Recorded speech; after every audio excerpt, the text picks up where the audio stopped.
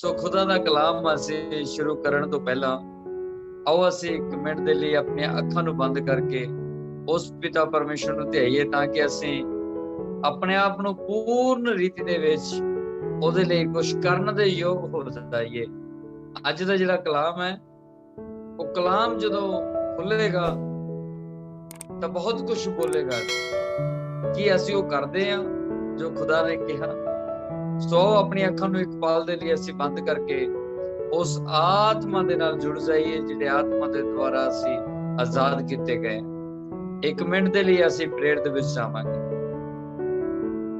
Hallelujah. ਪਿਤਾ ਪਰਮੇਸ਼ਰ, ਅਸੀਂ ਆਪਣੇ ਆਪ ਨੂੰ ਤੇਰੇ ਕਦਮਾਂ ਦੇ ਵਿੱਚ ਸੌਂਪਦੇ ਹਾਂ। ਪਿਤਾ ਪ੍ਰਭੂ, ਮੇਰੇ ਮੁਖ ਨੂੰ ਆਪਣੇ ਬਰਕਤ ਦੇ ਲਫ਼ਜ਼ਾਂ ਦੇ ਨਾਲ ਭਰ ਦੇ। ਮੇਰੇ ਪਿਤਾ, ਬੋਲਣ ਤੋਂ ਪਹਿਲਾਂ ਪ੍ਰਭੂ ਤੂੰ ਸਾਨੂੰ ਪਵਿੱਤਰ ਕਰ ਦੇ। ਮੇਰੇ ਪਿਤਾ, ਮੇਰੇ ਪ੍ਰਭੂ, ਤੇਰਾ ਆਤਮਾ ਬਹੁਤ ਕੁਛ ਕਰਦਾ ਹੈ ਔਰ ਤੇਰੇ ਦਾਸ ਦੀ ਆਵਾਜ਼ ਦੇਸ਼ਾਂ ਦੇ ਵਿਦੇਸ਼ਾਂ ਦੇ ਵਿੱਚ ਸੁਣੀ ਜਾਣੀ ਹੈ। ਔਰ ਇਹ ਆਵਾਜ਼ ਪਿਤਾ ਪਰਮੇਸ਼ਰ ਮੇਰੀ ਨਾ ਹੋਵੇ, ਇਹ ਆਵਾਜ਼ ਯਿਸੂ ਮਸੀਹ ਦੀ ਹੋਵੇ, ਇਹ ਆਵਾਜ਼ ਪਵਿੱਤਰ ਆਤਮਾ ਦੀ ਹੋਵੇ। ਮੇਰੇ ਪ੍ਰਭੂ, ਸੁਣਨ ਵਾਲੇ ਦੇ ਅੱਜ ਜੀਵਨ ਬਦਲ ਦੇ। ਅਸੀਂ ਦੁਆ ਮੰਗਦੇ ਹਾਂ ਪਿਤਾ ਪਰਮੇਸ਼ਰ ਜੀ ਦੇ ਕੋਲ, ਯਿਸੂ ਮਸੀਹ ਦੇ ਨਾਮ ਵਿੱਚ ਮਿਲ ਕੇ ਬੋਲਾਂਗੇ ਆਮੀਨ। ਹਾਲੇਲੂਇਆ। ਸੋ ਮੇਰੇ ਪਿਆਰਿਓ, ਅੱਜ ਅਸੀਂ ਜਿਹੜੀ ਗੱਲ ਕਰਾਂਗੇ ਉਹ ਮੇਨ ਮੁੱਦੇ ਦੇ ਮੇਨ ਟੌਪਿਕ ਤੇ ਗੱਲ ਕਰਾਂਗੇ। ਜਿਵੇਂ ਅੱਜ ਦੇਖ ਲਓ ਤੁਸੀਂ, ਹਸਪੀਟਲਾਂ ਦੇ ਵਿੱਚ ਬਿਮਾਰੀਆਂ ਬਹੁਤ ਜ਼ਿਆਦਾ ਵੱਧ ਚੁੱਕੀਆਂ ਨੇ। ਬੜੇ ਭੈਣ ਭਰਾ ਨੇ ਸਾਡੇ ਜਿਹੜੇ ਹਸਪੀਟਲਾਂ ਦੇ ਵਿੱਚ ਪਏ ਨੇ ਔਰ ਕੋਈ ਵੀ ਬੈੱਡ ਖਾਲੀ ਨਹੀਂ ਮਿਲ ਰਿਹਾ। ਔਰ ਸਾਡੇ ਜਿਹੜੇ ਮਸੀਹ ਲੋਕ ਨੇ, ਜਿਹੜੇ ਯਿਸੂ ਨੂੰ ਮੰਨਦੇ ਨੇ, ਉਹ ਵੀ ਦੁਖੀ ਨੇ। ਜਿਹੜੇ ਦੂਜੇ ਲੋਕ ਨੇ ਉਹਨਾਂ ਨੂੰ ਬਿਮਾਰੀਆਂ ਨੇ ਤੰਗ ਕੀਤਾ ਹੋਇਆ, ਜਿਹੜੇ ਸਾਡੇ ਮਸੀਹ ਲੋਕ ਨੇ ਉਹਨਾਂ ਨੂੰ ਲੋਕਾਂ ਨੇ ਤੰਗ ਕੀਤਾ ਹੋਇਆ। ਅੱਜ ਇਹ ਤੰਗੀਆਂ ਨੇ ਜਿਹੜੀਆਂ ਅੱਜ ਖੋਲੀਆਂ ਜਾਣਗੀਆਂ ਤੁਹਾਡੇ ਸਾਹਮਣੇ ਕਿ ਅੱਜ ਸਾਨੂੰ ਤੰਗੀਆਂ ਪਰੇਸ਼ਾਨੀਆਂ ਆਉਂਦੀਆਂ ਕਿਉਂ ਨੇ, ਉਹਦਾ ਰੀਜ਼ਨ ਕੀ ਹੈ, ਇਹ ਕਿੱਥੋਂ ਸ਼ੁਰੂ ਹੁੰਦੀਆਂ ਨੇ ਤੇ ਕਿੱਥੇ ਦਾ ਅੰਤ ਹੁੰਦਾ ਹੈ। ਸਾਨੂੰ ਕਰਨਾ ਕੀ ਪਏਗਾ, ਕਿਹੜੇ ਦੁੱਖ ਅਸੀਂ ਝੱਲਣੇ ਨੇ। ਪਰਮੇਸ਼ਰ ਨੇ ਕਿਹਾ ਕਿ ਤੁਸੀਂ ਮੇਰੇ ਲਈ ਦੁੱਖ ਝੱਲਣੇ ਨੇ। ਕਿ ਅੱਜ ਜਿੰਨੇ ਵੀ ਜ਼ੂਮ ਮੀਟਿੰਗ ਦੇ ਵਿੱਚ ਬੈਠੇ ਨੇ ਤੇ ਦੇਸ਼ਾਂ ਤੇ ਵਿਦੇਸ਼ਾਂ ਦੇ ਵਿੱਚ ਸਾਨੂੰ ਇਹ ਸੁਣ ਰਹੇ ਨੇ, ਜਿਹੜੇ ਲੋਕ ਅੱਜ ਦੁੱਖ ਝੱਲਣ ਦੇ ਲਈ ਤਿਆਰ ਹੋਣਗੇ, ਉਹ ਲੋਕ ਅੱਜ ਬਚਾਏ ਜਾਣਗੇ ਤੇ ਉੱਚੇ ਕੀਤੇ ਜਾਣਗੇ ਯਿਸੂ ਨਾਸਰੀ ਦੇ ਨਾਮ ਦੇ ਵਿੱਚ। ਪ੍ਰਕਾਸ਼ ਦੀ ਪੋਥੀ ਦੇ ਵਿੱਚ ਪੜ੍ਹਦੇ ਅਸੀਂ 2 ਅਧਿਆਏ ਉਹਦੀ 10 ਆਇਤ ਦੇ ਵਿੱਚ, ਤੇ ਇੱਥੇ ਵਚਨ ਦੇ ਵਿੱਚ ਲਿਖਿਆ, ਪ੍ਰਕਾਸ਼ਿਤ ਵਾਕਿਆ ਉਹਦੀ 2 ਅਧਿਆਏ ਉਹਦੀ 10 ਆਇਤ ਦੇ ਵਿੱਚ ਲਿਖਿਆ ਹੋਇਆ, ਜਿਹੜੇ ਦੁੱਖ ਤੈਂ ਭੋਗਣੇ ਹਨ ਤੂੰ ਉਹਨਾਂ ਤੋਂ ਨਾ ਡਰੀ। ਵੇਖ, ਸ਼ੈਤਾਨ ਤੁਹਾਡੇ ਵਿੱਚੋਂ ਕਈਆਂ ਨੂੰ ਕੈਦ ਵਿੱਚ ਪਾ ਸੁੱਟੇਗਾ। ਭਾਈ ਤੁਸੀਂ ਪਰਤਾਏ ਜਾਓ ਅਤੇ ਤੁਹਾਨੂੰ 10 ਦਿਨਾਂ ਤੱਕ ਵਿਫਤਾ ਹੋਵੇਗੀ।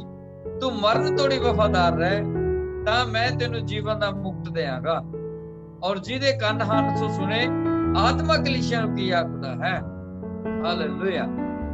ਸੋ ਜਿਹਦੇ ਕੰਨ ਨੇ ਉਹ ਸੁਣੇ ਕਿ ਸਾਨੂੰ ਆਪਣੇ ਚਿਹਰੇ ਸਾਹਮਣੇ ਲੈ ਕੇ ਆਉਣੇ ਚਾਹੀਦੇ ਨੇ। ਹਾਲੇਲੂਇਆ। ਸੋ ਮੇਰੇ ਪਿਆਰਿਓ, ਪਰਮੇਸ਼ਰ ਦਾ ਜਿਹੜਾ ਕਲਾਮ ਹੈ, ਉਹ ਕਲਾਮ ਬੋਲਦਾ ਹੈ ਕਿ ਜਿਹੜੇ ਦੁੱਖ ਤੈਂ ਭੋਗਣੇ ਨੇ ਤੂੰ ਉਹਨਾਂ ਤੋਂ ਨਾ ਡਰ। ਇਹਦਾ ਮਤਲਬ ਕੀ ਹੈ, ਕਿਹੜੇ ਦੁੱਖਾਂ ਦੀ ਇੱਥੇ ਗੱਲ ਹੋ ਰਹੀ ਹੈ। ਇੱਕ ਤਾਂ ਦੁੱਖ ਸਾਡੇ ਲਈ ਯਿਸੂ ਮਸੀਹ ਨੇ ਝੱਲ ਲਏ ਨੇ ਸਲੀਬ ਦੇ ਉੱਤੇ। ਇੱਕ ਦੁੱਖ ਤਾਂ ਸਾਡੇ ਲਈ ਯਿਸੂ ਮਸੀਹ ਚੱਲ ਗਿਆ, ਆਪਣੇ ਹੱਥਾਂ ਪੈਰਾਂ 'ਚ ਲੱਗਣ ਵਾਲੇ ਉਹਨੇ ਸਾਨੂੰ ਸ਼ਾਂਤੀ ਦੇਣ ਦੇ ਲਈ, ਔਰ ਉਹਨੇ ਸਾਡੇ ਆਪਣੇ ਸਿਰ ਦੇ ਉੱਤੇ ਕੰਡਿਆਂ ਦਾ ਤਾਜ ਰਖਵਾ ਲਿਆ ਸਾਨੂੰ ਸ਼ਾਂਤੀ ਦੇਣ ਦੇ ਲਈ।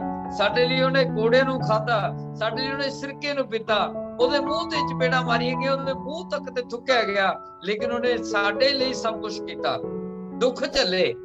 ਅੱਜ ਵੀ ਬਹੁਤ ਲੋਕ ਨੇ ਜਿਹੜੇ ਦੁੱਖ ਚੱਲ ਰਹੇ ਨੇ। ਮੇਰੇ ਪਿਆਰਿਓ, ਹੁਣ ਇੱਥੇ 2 ਤਰ੍ਹਾਂ ਦੇ ਦੁੱਖ ਨੇ। ਇੱਕ ਉਹ ਵੀ ਦੁੱਖ ਨੇ ਜਿਹੜੇ ਚੱਲ ਰਹੇ ਨੇ, ਇੱਕ ਉਹ ਵੀ ਦੁੱਖ ਨੇ ਜਿਹੜੇ ਯਿਸੂ ਦੇ ਪੱਲੇ ਨੂੰ ਛੂ ਕੇ ਵੀ ਠੀਕ ਹੋ ਜਾਂਦੇ ਸੀ। ਹਾਲੇਲੂਇਆ। ਸਵਾਲ ਖੜੇ ਹੁੰਦੇ ਨੇ ਸਾਡੇ ਮਨ ਦੇ ਵਿੱਚ, ਜੇ ਪ੍ਰਭੂ ਯਿਸੂ ਮਸੀਹ ਨੇ ਦੁੱਖ ਝੱਲਣ ਦੇ ਲਈ ਸਾਨੂੰ ਬੋਲ ਦਿੱਤਾ ਤਾਂ ਫਿਰ ਲੋਕ ਚੰਗੇ ਕਿਉਂ ਹੁੰਦੇ ਸੀ। ਹਾਲੇਲੂਇਆ। ਤਾਂ ਲੋਕ ਚੰਗੇ ਕਿਵੇਂ ਹੋ ਜਾਂਦੇ ਨੇ? ਉਹਦਾ ਚੰਗੇ ਹੋਣ ਦਾ ਇੱਕ ਰੀਜ਼ਨ ਹੈ, ਕਿਉਂਕਿ ਸਾਡਾ ਪਰਮੇਸ਼ਰ ਸਾਨੂੰ ਦੁਖੀ ਨਹੀਂ ਦੇਖਣਾ ਚਾਹੁੰਦਾ। ਉਹ ਦੂਜਾ ਦੁੱਖ ਕਿਹੜੇ ਝੱਲਣ ਦੀ ਗੱਲ ਕਰਦੇ, ਉਹ ਵੀ ਅਸੀਂ ਤੁਹਾਡੇ ਨਾਲ ਖੋਲਾਂਗੇ ਵੀ ਅਸੀਂ ਕਿਹੜੇ ਦੁੱਖ ਨੂੰ ਝੱਲਣ ਦੀ ਜਿਹੜੀ ਸਾਨੂੰ ਪਰਮੇਸ਼ਰ ਨੇ ਦੱਸੀ ਆ। ਕਹਿੰਦਾ ਜਿਹੜੇ ਦੁੱਖ ਤੈਂ ਭੋਗਣੇ ਹਨ ਤੂੰ ਉਹਨਾਂ ਤੋਂ ਨਾ ਡਰੀ। ਡਰਨ ਦਾ ਮਤਲਬ ਕੀ ਹੈ ਕਿ ਜਿਹੜਾ ਦੁੱਖ ਆਊਗਾ ਸਾਡੇ ਉੱਤੇ ਮੌਤ ਲੈ ਕੇ ਆਊਗਾ? ਨਹੀਂ, ਜਿਹੜੇ ਲੋਕ ਸਾਨੂੰ ਅੱਜ ਮਸੀਹ ਦੇ ਨਾਮ ਤੋਂ ਤੰਗ ਕਰਦੇ ਨੇ, ਉਹਨਾਂ ਦੁੱਖਾਂ ਦੀ ਗੱਲ ਕਹੀ ਗਈ ਹੈ। ਜਿਹੜੇ ਨਵੇਂ ਲੋਕ ਅੱਜ ਸਾਨੂੰ ਸੁਣ ਕੇ ਮੈਂ ਉਹਨਾਂ ਨੂੰ ਕਹਿਣਾ ਚਾਹੁੰਦਾ ਹਾਂ, ਕਈ ਬਹੁਤ ਲੋਕ ਨੇ ਜਿਹੜੇ ਮਸੀਹ ਦੇ ਲੋਕਾਂ ਨੂੰ ਸਤਾਉਂਦੇ ਨੇ, ਜਿਹੜੇ ਮਸੀਹ ਨੂੰ ਗਾਲਾਂ ਵੀ ਕੱਢਦੇ ਨੇ, ਜਿਹੜੇ ਬਹੁਤ ਉਰਲੀਆਂ ਪਰਲੀਆਂ ਬੋਲਦੇ ਨੇ। ਪਰ ਮੈਂ ਇੱਕ ਵਰਡ ਬੋਲ ਕੇ ਜਾਵਾਂਗਾ ਮੇਰੇ ਅਜ਼ੀਜ਼ੋ, ਮੇਰੇ ਪਿਆਰਿਓ, ਜਿਹੜੇ ਅੱਜ ਯਿਸੂ ਮਸੀਹ ਨੂੰ ਗਲਤ ਬੋਲਦੇ ਨੇ ਤਾਂ ਅੱਜ ਉਹਨਾਂ ਦੀਆਂ ਜ਼ਿੰਦਗੀਆਂ ਬਦਲਣਗੀਆਂ। ਮੈਂ ਦੇਖਦਾ ਹਾਂ ਥੋੜੇ ਟਾਈਮ ਦੇ ਵਿੱਚ ਉਹ ਯਿਸੂ ਨੂੰ ਕਬੂਲ ਕਰਨਗੇ। ਹਾਲੇਲੂਇਆ। ਕਿਉਂ? ਇਹ ਦਿਨ ਸਾਡੇ ਤੇ ਵੀ ਆਏ ਸੀ। ਸਾਡੇ ਪਿੰਡ ਵੀ ਕੋਈ ਇੱਕ ਪਾਦਰੀ ਆਇਆ ਸੀ ਜਿਹਨੇ ਯਿਸੂ ਮਸੀਹ ਦਾ ਵਚਨ ਸੁਣਾਇਆ ਸੀ, ਤੇ ਮੈਂ ਵਿਸ਼ਵਾਸ ਨਹੀਂ ਸੀ ਕਰਦਾ। ਮੈਂ ਉਸ ਪਾਸਟਰ ਨੂੰ ਬਹੁਤ ਮਤਲਬ ਰੀਅਲ ਦੇ ਵਿੱਚ ਬਹੁਤ ਕੁਝ ਬੋਲਿਆ, ਲੇਕਿਨ ਉਹ ਖੁਦਾ ਦੇ ਦਾਤ ਨੇ ਮੈਨੂੰ ਕਹਿ ਦਿੱਤਾ ਕਿ ਤੈਨੂੰ ਰੱਬ ਨੇ ਅੱਜ ਚੁਣ ਲਿਆ, ਤੂੰ ਯਿਸੂ ਦੀ ਸੇਵਕਾਈ ਕਰੇਗਾ, ਤੂੰ ਉਹਦਾ ਇੱਕ ਦਿਨ ਤੈਨੂੰ ਪਰਮੇਸ਼ਰ ਨੇ ਵੱਡਾ ਪਾਸਟਰ ਬਣਾ ਕੇ ਇਸਤੇਮਾਲ ਕਰਨਾ। ਔਰ ਉਹ ਅੱਜ ਗੱਲਾਂ ਯਾਦ ਆਉਂਦੀਆਂ ਨੇ। ਮੈਂ ਤੁਹਾਨੂੰ ਇੱਕ ਗੱਲ ਦੱਸਦਾ, ਜਿਹੜੇ ਅੱਜ ਯਿਸੂ ਨੂੰ ਖਿਲਾਫੀਅਤ ਕਰਦੇ ਨੇ, ਜਿਹੜੇ ਦੁੱਖ ਦਿੰਦੇ ਨੇ ਯਿਸੂ ਦੇ ਲੋਕਾਂ ਨੂੰ, ਔਰ ਪਰਮੇਸ਼ਰ ਉਹਨਾਂ ਨੂੰ ਹੀ ਚੁਣਦਾ ਕੰਮ ਕਰਨ ਦੇ ਲਈ। ਰਾਜਾ ਸਾਊਲ ਵੀ ਕੀ ਕਰਦਾ ਸੀ? ਜਿਹੜੇ ਮਸੀਹ ਲੋਕ ਸੀ ਉਹਨਾਂ ਨੂੰ ਮਾਰ ਦਿੰਦਾ ਸੀ। ਰਾਜਾ ਸਾਊਲ ਵੀ ਮਸੀਹ ਲੋਕਾਂ ਨੂੰ ਮਾਰਨਾ ਸ਼ੁਰੂ ਕਰ ਦਿੰਦਾ ਸੀ। ਕਦੇ ਕਿਸੇ ਨੂੰ ਮਾਰ ਦਿੱਤਾ, ਕਦੇ ਕਿਸੇ ਨੂੰ ਮਾਰ ਦਿੱਤਾ, ਕਦੇ ਕਿਸੇ ਨੂੰ ਮਾਰ ਦਿੱਤਾ। ਜਦੋਂ ਨਹੀਂ ਹਟਿਆ ਤਾਂ ਪਰਮੇਸ਼ਰ ਨੇ ਉਹਨੂੰ ਅੱਖਾਂ ਤੋਂ ਅੰਨਾ ਕਰ ਦਿੱਤਾ। ਜਦੋਂ ਅੱਖਾਂ ਤੋਂ ਅੰਨਾ ਕਰ ਦਿੱਤਾ, ਫਿਰ ਉਹਨੇ ਆਪਣੇ ਦਾਸ ਨੂੰ ਭੇਜਿਆ ਕਿ ਜਾ ਉਹਨੂੰ ਆਖ ਕਿ ਮੈਂ ਹੁਣ ਤੈਨੂੰ ਚੰਗਾ ਕਰਨ ਦੇ ਲਈ ਆਇਆ। ਹਾਲੇਲੂਇਆ। ਸੋ ਜਦੋਂ ਨੇ ਉਹਨੂੰ ਮਸਾ ਕੀਤਾ ਤਾਂ ਉਹਨੂੰ ਦਿਖਣਾ ਸ਼ੁਰੂ ਹੋ ਗਿਆ। ਫਿਰ ਜਿਹੜਾ ਰਾਜਾ ਸਾਊਲ ਲੋਕਾਂ ਨੂੰ ਮਾਰਦਾ ਸੀ, ਫਿਰ ਉਹੀ ਲੋਕਾਂ ਦੇ ਵਿੱਚ ਪ੍ਰਚਾਰ ਕਰਨ ਲੱਗਿਆ ਕਿ ਯਿਸੂ ਦੇ ਵਿੱਚ ਸ਼ਕਤੀ ਹੈ। ਹਾਲੇਲੂਇਆ।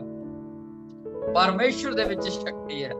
ਮੇਰੇ ਪਿਆਰਿਓ, ਅੱਜ ਜਿਹੜੇ ਵੀ ਭੈਣ ਭਰਾ ਅੱਜ ਸਤਾਉਂਦੇ ਨੇ ਮਸੀਹ ਲੋਕਾਂ ਨੂੰ, ਮੈਂ ਉਹਨਾਂ ਨੂੰ ਅਵੇਅਰ ਕਰ ਦੇਣਾ ਚਾਹੁੰਦਾ ਹਾਂ ਕਿ ਅੱਜ ਤੁਸੀਂ ਪਰਮੇਸ਼ਰ ਦੇ ਚੁਣੇ ਗਏ ਹੋ। ਹਾਲੇਲੂਇਆ। ਕਿਉਂਕਿ ਪਰਮੇਸ਼ਰ ਦਾ ਵਚਨ ਕਹਿੰਦਾ ਜਿਹੜੇ ਦੁੱਖ ਤੇ ਭੋਗਣੇ ਹਨ ਤੂੰ ਉਹਨਾਂ ਤੋਂ ਨਾ ਡਰੀ। ਦੇਖ, ਸ਼ੈਤਾਨ ਤੁਹਾਡੇ ਵਿੱਚੋਂ ਕਈਆਂ ਨੂੰ ਕੈਦ ਵਿੱਚ ਪਾ ਸੁੱਟੇਗਾ। ਕੀ ਕਰੇਗਾ? ਕਈਆਂ ਨੂੰ ਕੈਦ ਵਿੱਚ ਪਾ ਸੁੱਟੇਗਾ। ਕਿਹਨਾਂ ਦੀ ਗੱਲ ਹੋ ਰਹੀ ਹੈ ਇੱਥੇ? ਉਹਨਾਂ ਦੀ ਗੱਲ ਹੋ ਰਹੀ ਹੈ ਜਿਹੜੇ ਯਿਸੂ ਦਾ ਨਾਮ ਲੈਂਦੇ ਨੇ, ਜਿਹੜੇ ਪਰਮੇਸ਼ਰ ਦਾ ਕੰਮ ਕਰਦੇ ਨੇ, ਉਹਨਾਂ ਨੂੰ ਕੈਦ ਵਿੱਚ ਪਾਇਆ ਜਾਏਗਾ। ਪਰ ਉਹਨਾਂ ਨੂੰ ਡਰਨ ਦੀ ਜ਼ਰੂਰਤ ਨਹੀਂ। ਜੇ ਸਾਡਾ ਪਰਮੇਸ਼ਰ ਪੌਲੁਸ ਤੇ ਸਿਲਾਸ ਨੂੰ ਜੇਲ੍ਹ ਦੇ ਵਿੱਚੋਂ ਉਹਨਾਂ ਨੂੰ ਬਾਹਰ ਕੱਢ ਕੇ ਲੈ ਕੇ ਆ ਸਕਦਾ, ਤਾਂ ਫਿਰ ਅੱਜ ਇੱਥੇ ਯਿਸੂ ਦੇ ਮੰਨਣ ਵਾਲੇ ਲੋਕਾਂ ਨੂੰ ਵੀ ਉਹ ਬਾਹਰ ਕੱਢ ਕੇ ਲੈ ਕੇ ਆ ਸਕਦਾ। ਇਹ ਦੁੱਖਾਂ ਦੀ ਗੱਲ ਹੋ ਰਹੀ ਹੈ ਜਿਹੜੇ ਮਸੀਹ ਦੇ ਨਾਮ ਦੇ ਕਰਕੇ ਸਾਡੇ ਉੱਤੇ ਆਉਣਗੇ। ਉਹ ਦੁੱਖਾਂ ਦੀ ਗੱਲ ਹੋ ਰਹੀ ਹੈ। ਉਹ ਦੁੱਖ ਨਹੀਂ ਜਿਹੜੇ ਸਰੀਰ ਦੇ ਵਿੱਚ ਬੈਠੇ ਨੇ। ਜਾਂ ਸਾਨੂੰ ਕੋਈ ਭਿਆਨਕ ਰੋਗ ਲੱਗ ਗਿਆ, ਸਾਨੂੰ ਸ਼ੂਗਰ ਲੱਗ ਗਈ, ਸਾਡੇ ਹੱਥਾਂ ਪੈਰਾਂ ਦਰਦ ਹੁੰਦਾ ਹੈ, ਸਾਨੂੰ ਟਾਈਫਾਇਡ ਹੋ ਗਿਆ, ਬੁਖਾਰ ਹੋ ਗਿਆ, ਜਾਂ ਕੁਝ ਵੀ ਹੋ ਗਿਆ, ਮਲੇਰੀਆ ਹੋ ਗਿਆ, ਸ਼ੂਗਰ ਹੋ ਗਿਆ। ਨੋ, ਉਸ ਪ੍ਰੋਬਲਮ ਨੂੰ ਨਹੀਂ। ਉਹ ਪ੍ਰੋਬਲਮ ਤਾਂ ਪਹਿਲਾਂ ਵੀ ਖਤਮ ਹੁੰਦੀਆਂ ਸੀ ਤੇ ਅੱਜ ਵੀ ਖਤਮ ਹੁੰਦੀਆਂ ਨੇ। ਲੇਕਿਨ ਦੁੱਖ ਕਿਹਨਾਂ ਤੋਂ ਨਹੀਂ ਡਰਨਾ? ਉਹਨਾਂ ਤੋਂ ਜਿਹੜੇ ਯਿਸੂ ਦੇ ਨਾਮ ਦੇ ਉੱਤੇ ਆਉਂਦੇ ਨੇ। ਹਾਲੇਲੂਇਆ। ਮੇਰੇ ਪਿਆਰਿਓ, ਜਿਹੜੇ ਅੱਜ ਯਿਸੂ ਦੇ ਕੰਮ ਕਰਨ ਵਾਲੇ ਪਾਸਟਰਾਂ ਨੂੰ ਲੋਕ ਸਤਾਉਂਦੇ ਨੇ, ਮੈਂ ਤੁਹਾਨੂੰ ਇੱਕ ਗੱਲ ਕਹਿਣਾ, ਉਹਨਾਂ ਨੂੰ ਮੁੜ ਕੇ ਕੋਈ ਜਵਾਬ ਨਾ ਦਿਓ, ਕਿਉਂਕਿ ਸਿਆਣੇ ਦੱਸਦੇ ਆ ਕਿ ਬੱਟੇ ਉਸੇ ਬੇਰੀ ਦੇ ਪੈਂਦੇ ਨੇ ਜਿਹੜੀ ਬੇਰੀ ਨੂੰ ਮਿੱਠੇ ਵੇਰ ਲੱਗੇ ਹੁੰਦੇ ਨੇ। ਹਾਲੇਲੂਇਆ। ਤਾਂ ਸਮਝ ਲਿਓ ਤੁਹਾਨੂੰ ਮਿੱਠੇ ਵੇਰ ਲੱਗਣੇ ਸ਼ੁਰੂ ਹੋ ਗਏ। ਕਿਉਂ? ਖੁਦਾ ਦਾ ਕਲਾਮ ਕਹਿੰਦਾ ਹੈ ਜਦੋਂ ਤੁਹਾਨੂੰ ਲੋਕ ਮੇਰੇ ਕਾਰਨ ਸਤਾਉਣ ਔਰ ਮੇਰੇ ਕਾਰਨ ਤੁਹਾਨੂੰ ਬੋਲੀਆਂ ਮਾਰਨ ਤਾਂ ਧੰਨਵਾਦ ਕਰੋ, ਤੁਹਾਡਾ ਨਾਮ ਸਵਰਗ ਦੇ ਵਿੱਚ ਲਿਖਿਆ ਗਿਆ। ਹਾਲੇਲੂਇਆ। ਉਹ ਡਰਨ ਦੀ ਜ਼ਰੂਰਤ ਨਹੀਂ ਹੈ। ਸਾਡਾ ਨਾਮ ਸਵਰਗ ਦੇ ਵਿੱਚ ਲਿਖਿਆ ਗਿਆ। ਸਾਨੂੰ ਪਰਮੇਸ਼ਰ ਨੇ ਉੱਚਾ ਕਰ ਲਿਆ। ਹਾਲੇਲੂਇਆ। ਮੈਂ ਜਿਸ ਤਰ੍ਹਾਂ ਰਾਜੇ ਸ਼ਾਉਲ ਨੂੰ ਪਰਮੇਸ਼ਰ ਨੇ ਸਤਾਉਣ ਵਾਲੇ ਨੂੰ ਚੁਣਿਆ ਸੀ, ਅੱਜ ਮੈਂ ਉਹਨਾਂ ਭੈਣ ਭਰਾਵਾਂ ਨੂੰ ਵੀ ਕਹਿ ਰਿਹਾ ਹਾਂ ਕਿ ਜਿਹੜੇ ਮਸੀਹ ਦੇ ਨਾਮ ਤੋਂ ਨਫ਼ਰਤ ਕਰਦੇ ਨੇ। ਬਹੁਤ ਭੈਣ ਭਰਾ ਨੇ ਜਿਹੜੇ ਅੱਜ ਤੱਕ ਵੀ ਸਾਡੇ ਕੋਲ ਆਉਂਦੇ ਨੇ ਕਿ ਇਹ ਏਦਾਂ ਕਰਦੇ ਨੇ ਜੀ, ਇਹ ਏਦਾਂ ਕਰਦੇ ਨੇ, ਇਹ ਧਰਮ ਪਰਿਵਰਤਨ ਕਰਦੇ ਨੇ ਜੀ, ਫਲਾਨਾ ਕਰਦੇ ਨੇ। ਮੇਰੇ ਪਿਆਰਿਓ, ਅਸੀਂ ਕਦੇ ਕਿਸੇ ਦਾ ਧਰਮ ਪਰਿਵਰਤਨ ਨਹੀਂ ਕਰਦੇ। ਧਰਮ ਕੋਈ ਕੱਪੜੇ ਨਹੀਂ ਆ ਕਿ ਆਪਣੇ ਉਤਾਰ ਕੇ ਤੁਹਾਨੂੰ ਪਹਿਨਾ ਦਈਏ। ਧਰਮ ਦੀ ਡੈਫੀਨੇਸ਼ਨ ਨੂੰ ਸਮਝਣ ਦੀ ਜ਼ਰੂਰਤ ਹੈ। ਜੇ ਅਸੀਂ ਗਾਲਾਂ ਕੱਢਣੀਆਂ ਬੰਦ ਕਰ ਦਿੱਤੀਆਂ, ਜੇ ਅਸੀਂ ਚੋਰੀ ਕਰਨੀ ਬੰਦ ਕਰ ਦਿੱਤੀ ਹੈ, ਜੇ ਅਸੀਂ ਬਦਮਾਸ਼ੀ ਕਰਨੀ ਬੰਦ ਕਰ ਦਿੱਤੀ ਹੈ, ਜੇ ਅਸੀਂ ਅੱਜ ਸੱਚੇ ਰੱਬ ਦਾ ਕੰਮ ਕਰਨਾ ਸ਼ੁਰੂ ਕਰ ਦਿੱਤਾ ਤੇ ਲੋਕਾਂ ਦੀ ਮਦਦ ਕਰਨੀ ਸ਼ੁਰੂ ਕਰ ਦਿੱਤੀ, जे ਇਹ ਕੰਮ ਕਰਨ ਦੇ ਨਾਲ ਧਰਮ ਪਰਿਵਰਤਨ ਹੁੰਦਾ ਫਿਰ ਅਸੀਂ ਜ਼ਰੂਰ ਕੀਤਾ।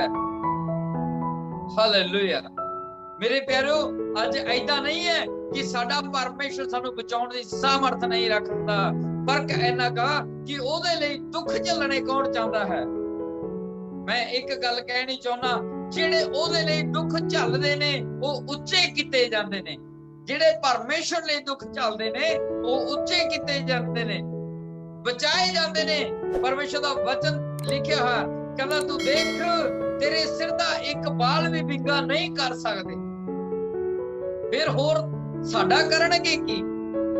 ਭਾਵੇਂ ਸਾਨੂੰ ਜਿੰਨਾ ਮਰਜ਼ੀ ਲੋਕ ਸਤਾ ਲੈਣ, ਪਰ ਸਾਡੇ ਸਿਰ ਦਾ ਇੱਕ ਬਾਲ ਵੀ ਵਿੰਗਾ ਨਹੀਂ ਹੁੰਦਾ, ਕਿਉਂਕਿ ਪਰਮੇਸ਼ਰ ਦਾ ਵਚਨ ਕਹਿੰਦਾ ਧਰਤੀ ਟਲ ਜਾਏਗੀ, ਆਕਾਸ਼ ਟਲ ਜਾਏਗਾ, ਪਰ ਮੇਰਾ ਵਚਨ ਕਦੇ ਵੀ ਨਹੀਂ ਟਲੇਗਾ।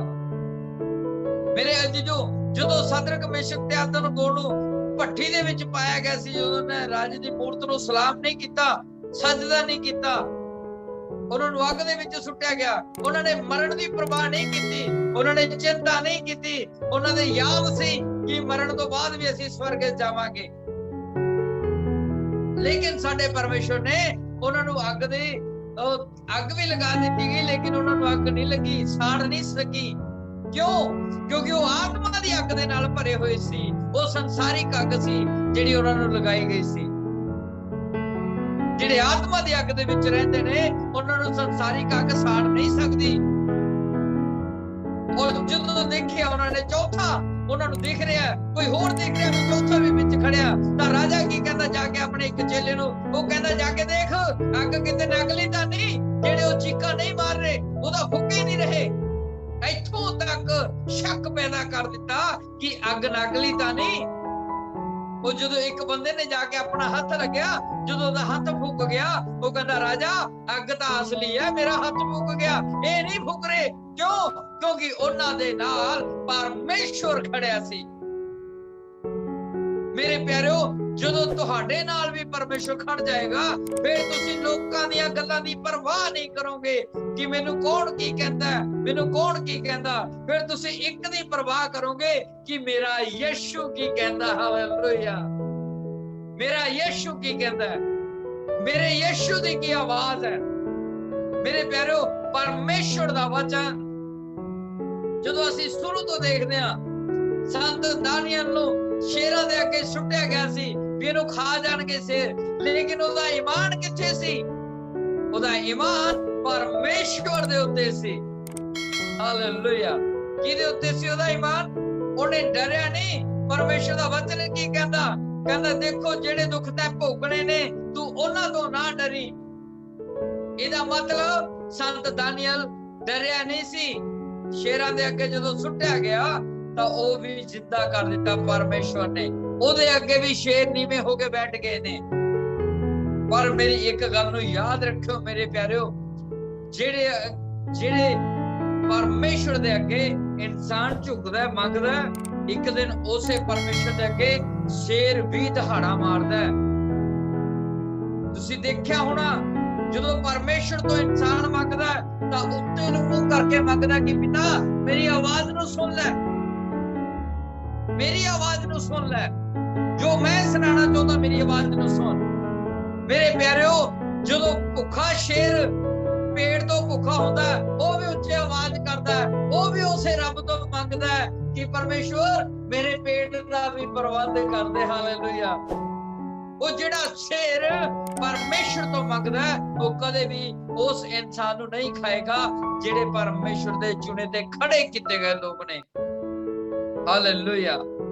ਸੋ ਸਾਡਾ ਪਰਮੇਸ਼ਰ ਕਹਿੰਦਾ ਕਿ ਤੂੰ ਪਲ ਭਰ ਦੀ ਵੀ ਚਿੰਤਾ ਨਾ ਕਰ, ਮੈਂ ਤੇਰੇ ਅੰਗ ਸੰਗ ਜੋ ਹਾਂ। ਉਹ ਨਾ ਡਰ, ਮੈਂ ਤੇਰਾ ਪਿਤਾ ਜੋ ਹਾਂ, ਪਰਮੇਸ਼ਰ ਜੋ ਹਾਂ। ਨਾ ਘਬਰ, ਮੈਂ ਤੇਰੇ ਹੱਥ ਫਤਿਹਵਾਨ ਸੱਜੇ ਹੱਥ ਨਾਲ ਸੰਭਾਲ ਕੇ ਰੱਖਾਂਗਾ, ਮੈਂ ਤੈਨੂੰ ਕਦੇ ਡੋਲਣ ਨਹੀਂ ਦਿੰਦਾ। ਯਸ਼ਾਇਆ 41 ਦੀ 10 ਆਇਤ ਦੇ ਵਿੱਚ ਲਿਖਿਆ ਹੈ ਵਚਨ ਇਹ ਕਿ ਨਾ ਡਰ, ਮੈਂ ਤੇਰੇ ਅੰਗ ਸੰਗ ਜੋ ਹਾਂ, ਨਾ ਘਬਰ, ਮੈਂ ਤੇਰਾ ਪਰਮੇਸ਼ਰ ਜੋ ਹਾਂ। ਅਸੀਂ ਬੜੀ ਜਲਦੀ ਘਬਰਾ ਜਾਂਦੇ ਹਾਂ, ਸਾਡੇ ਉੱਤੇ ਬੜੀਆਂ ਮੁਸੀਬਤਾਂ ਪੈ ਜਾਂਦੀਆਂ ਨੇ। ਇਧਰੋਂ ਵੀ ਮਾਰ ਪੈਂਦੀ ਹੈ ਸਾਡੀ, ਇਧਰੋਂ ਵੀ ਮਾਰ ਪੈਂਦੀ, ਸਾਨੂੰ ਇਧਰੋਂ ਵੀ ਮਾਰ ਪੈਂਦੀ ਹੈ। ਜਦੋਂ ਸਾਰੀਆਂ ਮਾਰਾਂ ਸਾਡੇ ਉੱਤੇ ਪੈਂਦੀਆਂ ਨੇ, ਫਿਰ ਸਾਨੂੰ ਪਰਮੇਸ਼ਰ ਯਾਦ ਆਉਂਦਾ ਵੀ ਹੁਣ ਤਾਂ ਬਚਾ ਲੈ, ਨਹੀਂ ਬਚਾਏਗਾ ਤਾਂ ਮਾਰੇਗੇ। ਕਰਜ਼ੇ ਵਾਲੇ ਵੀ ਆ ਗਏ ਨੇ ਘਰ, ਜਿਨ੍ਹਾਂ ਨੇ ਕਰਜ਼ਾ ਲੈਣਾ ਉਹ ਵੀ ਸਵੇਰੇ ਆ ਕੇ ਬੈਠ ਕੇ ਚਾਹ ਨਹੀਂ ਪੀਣ ਦਿੱਤੀ। ਪਹਿਲਾਂ ਕਰਜ਼ੇ ਵਾਲਿਆਂ ਨੇ ਜਿੱਦਾਂ ਖੜਕਾਦਾ ਬੈਲ ਮਾਰ ਦਿੱਤੀ ਹੈ ਵੀ ਭਾਈ ਕਾਕਾ ਬਾਹਰ ਆ ਜਾ, ਪੈਸੇ ਦੇ ਦੇ। ਪਹਿਲਾਂ ਕਰਜ਼ਾ ਅਸੀਂ ਦੇਣਾ, ਬਿਮਾਰੀ ਸਾਡੇ ਤੇ ਆ ਗਈ, ਅਸੀਂ ਲੋਕਾਂ ਦੇ ਕਰਜ਼ਾਈ ਹੋ ਗਏ। ਲੇਕਿਨ ਪਰਮੇਸ਼ਰ ਦਾ ਮਤੀ ਦਾ ਵਚਨ ਕੀ ਕਹਿੰਦਾ 11:28 ਦੇ ਵਿੱਚ, ਹੇ ਸਾਰੇ ਥੱਕੇ ਹੋਏ ਤੇ ਭਾਰ ਹੇਠ ਦੱਬੇ ਹੋਏ ਲੋਕੋ, ਮੇਰੇ ਕੋਲ ਆਓ, ਮੈਂ ਤੁਹਾਨੂੰ ਆਰਾਮ ਦਿਆਂਗਾ। ਜੇ ਆਰਾਮ ਲੈਣਾ ਤਾਂ ਅੱਜ ਯਿਸੂ ਮਸੀਹ ਦੇ ਕੋਲ ਹੈ। ਹਾਲੇਲੂਇਆ। ਸੋ ਮੇਰੇ ਪਿਆਰਿਓ, ਅੱਜ ਪਰਮੇਸ਼ਰ ਦਾ ਵਚਨ ਜਿਹੜਾ ਪਰਮੇਸ਼ਰ ਕਹਿੰਦਾ ਜਿਹੜੇ ਦੁੱਖ ਤੈਂ ਝੱਲਣੇ ਨੇ ਉਹਨਾਂ ਤੋਂ ਨਾ ਡਰੀ। ਹਾਲੇਲੂਇਆ। ਅਸੀਂ ਕਿਹੜੇ ਦੁੱਖਾਂ ਦੀ ਗੱਲ ਕਰਦੇ ਹਾਂ? ਅੱਜ ਸਾਡੇ ਉੱਤੇ ਬਥੇਰੀ ਤਰ੍ਹਾਂ ਦੇ ਦੁੱਖ ਹੁੰਦੇ ਨੇ। ਲਓ ਜੀ ਮੈਨੂੰ ਇਹਨੇ ਵੀ ਦੱਬ ਲਿਆ, ਲਓ ਜੀ ਮੈਨੂੰ ਇਹਨੇ ਵੀ ਦੱਬ ਲਿਆ, ਮੈਂ ਕਰਜ਼ੇ ਦੇ ਥੱਲੇ ਵੀ ਆ ਗਿਆ, ਮੈਂ ਫਲਾਣੇ ਥੱਲੇ ਵੀ ਆ ਗਿਆ। ਡਰਨ ਦੀ ਜ਼ਰੂਰਤ ਨਹੀਂ ਹੈ। ਜਿਹੜੇ ਡਰਦੇ ਨੇ ਉਹੀ ਮਰਦੇ ਨੇ। ਹਾਲੇਲੂਇਆ। ਉਸੇ ਟਾਈਮ ਜਦੋਂ ਤੁਸੀਂ ਪਰਮੇਸ਼ਰ ਦੇ ਉੱਤੇ ਪੂਰਾ ਕੌਨਫੀਡੈਂਸ ਲੈ ਕੇ ਆ ਗਏ ਕਿ ਹਾਂ ਲਓ ਪਰਮੇਸ਼ਰ ਜੀ, ਮੈਨੂੰ ਤਾਂ ਮਾਰ ਚਾਹੇ ਰੱਖ, ਮੈਂ ਤਾਂ ਕੱਲ ਵੀ ਤੇਰਾ ਸੀ ਤੇ ਅੱਜ ਵੀ ਤੇਰਾ ਹਾਂ। ਕਿਉਂ? ਤੈਨੂੰ ਰਾਜਾ ਦਾ ਰਾਜਾ ਕਿਹਾ ਗਿਆ। ਪਿਤਾ ਪਰਮੇਸ਼ਰ, ਤੂੰ ਮੇਰਾ ਪਿਤਾ ਹੈ, ਤੂੰ ਰਾਜਾ ਦਾ ਰਾਜਾ, ਫਿਰ ਮੈਂ ਭਿਖਾਰੀ ਨਹੀਂ ਹੋ ਸਕਦਾ। ਇਹ ਤੁਹਾਡੀ ਵਰਡਿੰਗ ਹੈ, ਇਹਨੂੰ ਜਿੱਦਾਂ ਮਰਜ਼ੀ ਚਲਾ ਲਿਓ ਉਦਾਂ ਹੀ ਚੱਲ ਜਾਏਗੀ। ਜਦੋਂ ਬੋਟ ਦੇ ਵਿੱਚ ਯਿਸੂ ਮਸੀਹ ਜੀ ਸੁੱਤੇ ਪਏ ਹੁੰਦੇ ਨੇ ਖੂੰਜੇ ਦੇ ਵਿੱਚ, ਜਦੋਂ ਬੋਟ ਜਾ ਰਹੀ ਹੁੰਦੀ ਹੈ ਸਮੁੰਦਰ ਦੇ ਵਿੱਚ ਦੀ, ਝੀਲ ਦੇ ਵਿੱਚ ਦੀ, ਤਾਂ ਯਿਸੂ ਮਸੀਹ ਸੋ ਰਹੇ ਹੁੰਦੇ ਨੇ ਸਾਈਡ ਤੇ, ਤਾਂ ਕੀ ਹੁੰਦਾ? ਤੂਫਾਨ ਆਂਦਾ, ਲਹਿਰਾਂ ਉੱਠਦੀਆਂ ਨੇ, ਪਾਣੀ ਡਾਵਾਡੋਲ ਹੁੰਦੀ ਹੈ ਕਿਸ਼ਤੀ। ਜਦੋਂ ਡਾਵਾਡੋਲ ਹੁੰਦੀ ਹੈ ਪਾਣੀ ਨਾਲ ਭਰਦੀ ਹੈ, ਇਧਰੋਂ ਵੀ ਪਾਣੀ ਆ ਰਿਹਾ, ਇਧਰੋਂ ਵੀ ਪਾਣੀ ਆ ਰਿਹਾ, ਤੇ ਚੇਲੇ ਆਵਾਜ਼ਾਂ ਮਾਰਦੇ ਨੇ, ਸੁਆਮੀ ਸੁਆਮੀ ਉਠੋ, ਅਸੀਂ ਮਾਰੇ ਚੱਲੇ ਆ, ਬੋਟ ਡੁੱਬ ਚੱਲੀ ਹੈ। ਔਰ ਸੁਆਮੀ ਆਰਾਮ ਨਾਲ ਸੁੱਤੇ ਪਏ ਹੁੰਦੇ ਨੇ। ਉਹ ਜਦੋਂ ਉੱਠਦੇ ਨੇ ਤਾਂ ਉੱਠਣ ਸਾਰ ਉਹ ਆਪਣਾ ਹੱਥ ਵਧਾਉਂਦੇ ਨੇ ਲਹਿਰਾਂ ਦੇ ਵੱਲ, ਉਹਨਾਂ ਨੂੰ ਝਿੜਕਦੇ ਨੇ ਤੇ ਲਹਿਰਾਂ ਥੰਮ ਜਾਂਦੀਆਂ ਨੇ। ਤੂਫਾਨ ਨੂੰ ਝਿੜਕਿਆ ਜਾਂਦਾ, ਤੂਫਾਨ ਰੁਕ ਜਾਂਦਾ ਤੇ ਅਮਨ ਤੇ ਸ਼ਾਂਤੀ ਹੋ ਜਾਂਦੀ ਹੈ। ਉਹੀ ਬੋਟ ਜਿਹੜੀ ਡੁੱਬਣ ਵਾਲੀ ਹੁੰਦੀ ਹੈ, ਉਹੀ ਬੋਟ ਦੁਬਾਰਾ ਪਾਣੀ ਤੇ ਤੈਰਨ ਲੱਗ ਜਾਂਦੀ ਹੈ। ਹਾਲੇਲੂਇਆ। ਮੇਰੇ ਪਿਆਰਿਓ, ਮੇਰੇ ਅਸੀਜੋ, ਅੱਜ ਵੀ ਯਿਸੂ ਮਸੀਹ ਤੁਹਾਡੀ ਇਸ ਜੀਵਨ ਰੂਪੀ ਬੋਟ ਦੇ ਵਿੱਚ ਸੁੱਤੇ ਪਏ ਨੇ। ਜੇ ਤੁਸੀਂ ਇਹਨੂੰ ਜਗਾ ਲਿਆ ਤਾਂ ਇਹਨੂੰ ਜਗਾਓ ਅੰਦਰੋਂ ਬੈਠ ਕੇ, ਇਹਨੇ ਬਾਹਰੋਂ ਨਹੀਂ ਜਾਗਣਾ। ਆਪਣੇ ਲੋਕ ਨੂੰ ਬੰਦ ਕਰੋ, ਦਰਵਾਜ਼ੇ ਨੂੰ ਬੰਦ ਕਰੋ, ਅੰਦਰ ਬੈਠੋ ਜਿੱਥੇ ਗੁਪਤ ਦੇ ਵਿੱਚ ਪਰਮੇਸ਼ਰ ਬੈਠਦਾ, ਤੇ ਗੁਪਤ ਦੇ ਵਿੱਚ ਹੀ ਸੁਣੇ, ਤੇ ਫਿਰ ਅੰਦਰ ਬੈਠ ਕੇ ਪ੍ਰਚਾਰ ਕਰੋ, ਤੇ ਅੰਦਰ ਬੈਠ ਕੇ ਉਹਦੀ ਪ੍ਰਾਰਥਨਾ ਕਰੋ, ਭਜਨ ਗਾਓ। ਫਿਰ ਦੇਖੋ ਤੁਸੀਂ ਜਦੋਂ ਤੁਸੀਂ ਭਜਨ ਗਾਓਗੇ, ਪ੍ਰਾਰਥਨਾ ਕਰੋਗੇ, ਕਹੋ ਸੁਆਮੀ ਮੈਨੂੰ ਕਰਜ਼ੇ ਨੇ ਵੀ ਦੱਬ ਲਿਆ, ਸੁਆਮੀ ਮੈਨੂੰ ਬਿਮਾਰੀਆਂ ਨੇ ਵੀ ਦੱਬ ਲਿਆ, ਸੁਆਮੀ ਮੈਨੂੰ ਮਹੱਲੇ ਵਾਲੇ ਨੇ ਦੱਬ ਲਿਆ, ਸੁਆਮੀ ਮੈਨੂੰ ਰਿਸ਼ਤੇਦਾਰਾਂ ਨੇ ਵੀ ਦੱਬ ਲਿਆ।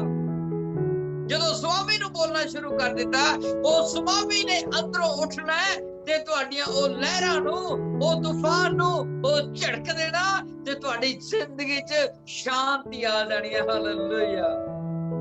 ਮੇਰੇ ਪਿਆਰਿਓ, ਜੇ ਤੁਸੀਂ ਚਾਹੁੰਦੇ ਹੋ ਕਿ ਹਾਂ ਸਾਡੇ ਉੱਤੇ ਸ਼ਾਂਤੀ ਬਣੀ ਰਹੇ, ਤਾਂ ਫਿਰ ਅੱਜ ਪਰਵਾਹ ਕਰਨ ਦੀ ਜ਼ਰੂਰਤ ਨਹੀਂ ਹੈ। ਤੁਹਾਡੇ ਆਪਣੇ ਉਦੋਂ ਤੁਹਾਡੇ ਬਣਨਗੇ ਜਦੋਂ ਰੱਬ ਦੇ ਤੁਸੀਂ ਬਣ ਚੁੱਕੇ ਹੋ। ਜਦੋਂ ਯਿਸੂ ਦੇ ਤੁਸੀਂ ਬਣ ਗਏ ਉਦੋਂ ਤੁਹਾਡੇ ਆਪਣੇ ਬਣਨਗੇ। ਜਦੋਂ ਤੁਸੀਂ ਯਿਸੂ ਦੇ ਨਹੀਂ ਬਣੋਗੇ ਉਦੋਂ ਤੱਕ ਤੁਹਾਡਾ ਯਿਸੂ ਵੀ ਨਹੀਂ ਬਣੇਗਾ ਤੇ ਲੋਕ ਵੀ ਨਹੀਂ ਬਣਨਗੇ। ਕਿਉਂਕਿ ਇਹ ਸਿਚੁਏਸ਼ਨ ਦੇ ਵਿੱਚੋਂ ਦੀ ਪਾਸਟਰ ਗੁਰਚਰਨ ਬਹੁਤ ਵਾਰੀ ਲੰਘ ਚੁੱਕਿਆ। ਹਾਲੇਲੂਇਆ। ਮੇਰੇ ਅਜੀਜ਼ੋ, ਅਸੀਂ ਜਿਹੜੇ ਦੁੱਖ ਝੱਲਣੇ ਨੇ ਉਹਨਾਂ ਤੋਂ ਡਰਨ ਦੀ ਜ਼ਰੂਰਤ ਨਹੀਂ ਹੈ ਕਿ ਜੇ ਮੈਂ ਯਿਸੂ ਦੇ ਪਿੱਛੇ ਚੱਲੂਗਾ ਮੇਰਾ ਇਹ ਨੁਕਸਾਨ ਹੋ ਗਿਆ, ਮੇਰਾ ਇਹ ਨੁਕਸਾਨ ਹੋ ਗਿਆ। ਲੇਕਿਨ ਜਦੋਂ ਅਸੀਂ ਸੱਚੇ ਦਿਲ ਤੋਂ ਯਿਸੂ ਦੇ ਨਾਲ ਚੱਲਦੇ ਹਾਂ ਤਾਂ ਫਿਰ ਸਾਡੇ ਸਾਰੇ ਕੰਮ ਪੂਰੇ ਹੁੰਦੇ ਨੇ, ਅਧੂਰਾ ਕੋਈ ਨਹੀਂ ਹੁੰਦਾ। ਹਾਲੇਲੂਇਆ। ਜਦੋਂ ਅਸੀਂ ਇੱਕ ਵਚਨ ਪੜ੍ਹਦੇ ਹਾਂ, ਜਦੋਂ ਅਸੀਂ ਯਾਕੂਬ ਦੀ ਕਿਤਾਬ ਉਹਦੀ 5 ਅਧਿਆਇ ਉਹਦੀ 10 ਆਇਤ ਦੇ ਵਿੱਚ ਅਸੀਂ ਪੜ੍ਹਦੇ ਹਾਂ, ਕਹਿੰਦਾ ਹੈ ਮੇਰੇ ਪਿਆਰੇ ਭਰਾਵੋ, ਜਿਹੜੇ ਨਬੀ ਪ੍ਰਭੂ ਦਾ ਨਾਮ ਲੈ ਕੇ ਬੋਲਦੇ ਹਨ ਉਹਨਾਂ ਨੂੰ ਦੁੱਖ ਝੱਲਣ ਦਾ ਅਤੇ ਧੀਰਜ ਕਰਨ ਦਾ ਨਮੂਨਾ ਮੰਨ ਲਿਓ। ਹਾਲੇਲੂਇਆ। ਕੀ ਮੰਨ ਲਿਓ? ਧੀਰਜ ਕਰਨ ਦਾ ਅਤੇ ਧੀਰਜ ਕਰਨ ਦਾ ਅਤੇ ਦੁੱਖ ਝੱਲਣ ਦਾ ਨਮੂਨਾ ਮੰਨ ਲਿਓ। ਹੁਣ ਇੱਕ ਪਾਸਟਰ ਹੈ, ਪਾਸਟਰ ਦੀ ਜ਼ਿੰਦਗੀ ਦੇ ਵਿੱਚ ਕੀ ਦੁੱਖ ਨਹੀਂ ਆਉਂਦੇ? ਪਾਸਟਰ ਦੀ ਜ਼ਿੰਦਗੀ ਦੇ ਵਿੱਚ ਕੀ ਸਮੱਸਿਆ ਨਹੀਂ ਆਉਂਦੀਆਂ? ਆਉਂਦੀਆਂ ਨੇ। ਲੋਕਾਂ ਦੀਆਂ ਸਵੇਰ ਤੋਂ ਲੈ ਕੇ ਸ਼ਾਮ ਤੱਕ ਇੱਕ ਪਾਸਟਰ ਦੇ ਕੋਲ ਫੋਨ ਕਾਲ ਆਉਂਦੇ ਨੇ, ਲਓ ਜੀ ਮੈਂ ਮਰ ਗਿਆ, ਮੇਰੇ ਲਈ ਪ੍ਰੇ ਕਰ ਦਿਓ, ਲਓ ਜੀ ਮੇਰਾ ਬੱਚਾ ਅੱਜ ਹਸਪੀਟਲ 'ਚ ਹੈ, ਲਓ ਜੀ ਮੇਰਾ ਇਹ ਅੱਜ ਹਸਪੀਟਲ 'ਚ ਹੈ। ਤੇ ਉਹ ਪਾਸਟਰ ਇੰਨੇ ਫੋਨ ਸੁਣ ਕੇ ਵੀ, ਉਹ ਦੁਖੀਆਂ ਦੇ ਫੋਨ ਸੁਣ ਕੇ ਵੀ ਉਹ ਇਰੀਟੇਟ ਨਹੀਂ ਹੁੰਦਾ। ਉਹ ਫੇਰ ਵੀ ਆਪਣੇ ਆਪ ਨੂੰ ਖੁਸ਼ ਰੱਖਦਾ ਹੈ ਕਿ ਪ੍ਰਭੂ ਤੇਰਾ ਧੰਨਵਾਦ, ਤੂੰ ਮੈਨੂੰ ਇਸਤੇਮਾਲ ਕੀਤਾ, ਤੂੰ ਸਾਹਮਣੇ ਵਾਲੇ ਨੂੰ ਚੰਗਾ ਕੀਤਾ। ਇਸੇ ਕਰਕੇ ਦਾ ਵਚਨ ਕੀ ਕਹਿੰਦਾ, ਇਹ ਮੇਰੇ ਪਿਆਰੇ ਭਰਾਵੋ ਜਿਹੜੇ ਨਵੀਂ ਪ੍ਰਭੂ ਦਾ ਨਾਮ ਲੈ ਕੇ ਬੋਲਦੇ ਹਨ, ਉਹਨਾਂ ਨੂੰ ਦੁੱਖ ਝੱਲਣ ਦਾ ਅਤੇ ਧੀਰਜ ਕਰਨ ਦਾ ਨਮੂਨਾ ਮੰਨ ਲਿਓ। ਜਿਹੜੇ ਅੱਜ ਮੇਰੇ ਭੈਣ ਭਰਾ ਸਾਨੂੰ ਨਵੇਂ ਦੇਖ ਰਹੇ ਨੇ, ਉਹ ਦੇਖਿਓ ਪਾਸਟਰ ਤੁਹਾਨੂੰ ਹਮੇਸ਼ਾ ਹੱਸਦੇ ਹੀ ਮਿਲਣਗੇ। ਪਾਸਟਰਾਂ ਨੂੰ ਕਦੇ ਤੁਸੀਂ ਦੁਖੀ ਨਹੀਂ ਦੇਖੋਗੇ। ਪਾਸਟਰ ਕਿਉਂ ਖੁਸ਼ ਹੁੰਦੇ ਨੇ? ਇਹਦਾ ਮਤਲਬ ਇਹ ਨਹੀਂ ਕਿ ਉਹ ਦੁਖੀ ਨਹੀਂ, ਉਹ ਦੂਜੇ ਲੋਕਾਂ ਤੋਂ ਵੀ ਵੱਧ ਦੁਖੀ ਨੇ। ਉਹ ਆਪਣਾ ਦੁੱਖ ਜ਼ਾਹਿਰ ਨਹੀਂ ਕਰਦੇ। ਉਹ ਕਿਉਂ? ਕਿਉਂਕਿ ਆਤਮਾ ਦੇ ਵਿੱਚ ਮਜ਼ਬੂਤ ਰਹਿੰਦੇ ਨੇ। ਉਹਨਾਂ ਦਾ ਇੱਕ ਵਿਸ਼ਵਾਸ ਬਣਿਆ ਹੋਇਆ, ਇੱਕ ਧੀਰਜ ਬਣਿਆ ਹੋਇਆ। ਕਿਉਂਕਿ ਯਿਸੂ ਮਸੀਹ ਨੇ ਕੀ ਕਿਹਾ? ਕਹਿੰਦਾ ਸਾਰੀ ਚਿੰਤਾ ਮੇਰੇ ਉੱਤੇ ਸੁੱਟ ਛੱਡ, ਕਿਉਂਕਿ ਮੈਨੂੰ ਤੇਰੀ ਚਿੰਤਾ ਹੈ, ਮੈਂ ਤੇਰੀ ਪਰਵਾਹ ਕਰਦਾ ਹਾਂ। ਮੇਰੇ ਪਿਆਰਿਓ, ਕਿਸੇ ਵੀ ਪਾਸਟਰ ਦੇ ਚਿਹਰੇ ਦੇ ਉੱਤੇ ਤੁਸੀਂ ਕਦੇ ਵੀ ਦੁੱਖ ਨਹੀਂ ਦੇਖਿਆ ਹੋਊਗਾ, ਕਦੇ ਵੀ ਉਹਨੂੰ ਹੱਸਦਿਆਂ ਤੋਂ ਬਿਨਾਂ ਨਹੀਂ ਦੇਖਿਆ ਹੋਏਗਾ। ਕਿਉਂ? ਅੱਜ ਦੇਖੋ ਤੁਸੀਂ ਦੁਨੀਆ ਦੇ ਚਿਹਰਿਆਂ ਨੂੰ ਦੇਖੋ, ਕਿੰਨਾ ਮੁਰਝਾਏ ਪਏ ਨੇ। ਛੇੜਦਿਆਂ ਹਾਸੀ ਦੇ ਲਈ ਅਗਲਾ ਗੁੱਸੇ ਨਾਲ ਬੋਲਦਾ, ਅੰਦਰੋਂ ਭਰਿਆ ਹੋਇਆ। ਬਾਈਬਲ ਬਿਆਨ ਕਰਦੀ ਹੈ, ਜੋ ਤੇਰੇ ਅੰਦਰ ਹੈ ਉਹੀ ਤੇਰੇ ਲਬਾਂ ਤੇ ਹੈ। ਹੁਣ ਅੰਦਰ ਦਾ ਗੁੱਸਾ ਭਰਿਆ ਹੋਇਆ, ਬਾਹਰ ਖੁਸ਼ੀ ਕਿੱਦਾਂ ਨਿਕਲ ਜੇ? ਨਹੀਂ ਨਿਕਲਦੀ, ਕਿਉਂਕਿ ਅੰਦਰ ਦਾ ਕੜਵਾਹਟ ਭਰੀ ਹੋਈ ਹੈ। ਬਾਹਰ ਕਿੱਦਾਂ ਮਿਠਾਸ ਨਿਕਲ ਜਾਏ? ਅੰਦਰ ਦਾ ਕੌੜਾ ਪਾਣਾ ਬਾਹਰੋਂ ਕਿਵੇਂ ਸ਼ਾਇਦ ਨਿਕਲ ਜਾਏ। ਹਾਲੇਲੂਇਆ। ਸੋ ਮੇਰੇ ਪਿਆਰਿਓ, ਇਸੇ ਕਰਕੇ ਇੱਕ ਪਾਸਟਰ ਦੀ ਲਾਈਫ ਦੇ ਬਾਰੇ ਵੀ ਦੱਸਿਆ ਗਿਆ ਪਰਮੇਸ਼ਰ ਦੇ। ਕਹਿੰਦਾ ਮੇਰੇ ਪਿਆਰੇ ਭਰਾਵੋ, ਜਿੱਦਾਂ ਇੱਕ ਪਾਸਟਰ ਦੁੱਖ ਝੱਲ ਕੇ ਆਪਣੇ ਆਪ ਨੂੰ ਧੀਰਜ ਬਣਾ ਕੇ ਰੱਖਦਾ ਹੈ, ਉਦੋਂ ਸਿੱਖ ਲਓ ਕਿ ਮੇਰੇ ਨਾਲ ਰਿਸ਼ਤਾ ਕਿਵੇਂ ਰੱਖਣਾ ਹੈ।